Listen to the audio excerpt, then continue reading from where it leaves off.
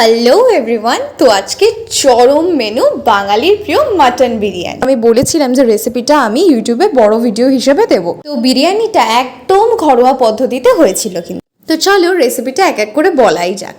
At first কড়াইতে একটু তেল নিয়ে সামান্য ঘি দিতে হবে পরিমাণ মতো।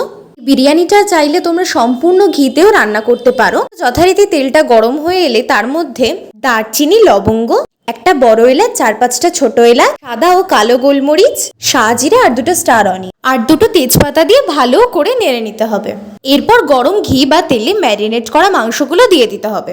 আসলে কাল আমি একটু ব্যস্ত ছিলাম, তাই মাকে বলেছিলাম যে মা তুমি মাংসটা ম্যারিনেট করে রেখো। কোনো ব্যাপার না, আমি তোমাদের ম্যারিনেটের ইনগ্রেডিয়েন্টসগুলো বলে দিচ্ছি।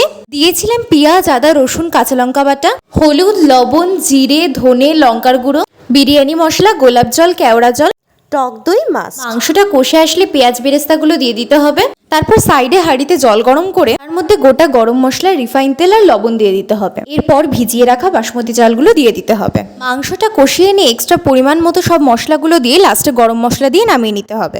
অ্যাকচুয়ালি বিরিয়ানি কম লোক হোক আর বেশি লোক হোক, আমার মা না এত বড় হাঁড়িতেই বিরিয়ানিটা রান্না করে। তো হাঁড়িটা গরম করে একে একে এর মধ্যে সামান্য একটু ঘি বা তেল দিয়ে হাঁড়িটাকে ঘুরিয়ে নিতে হবে যাতে তেলটা ছড়িয়ে যায়।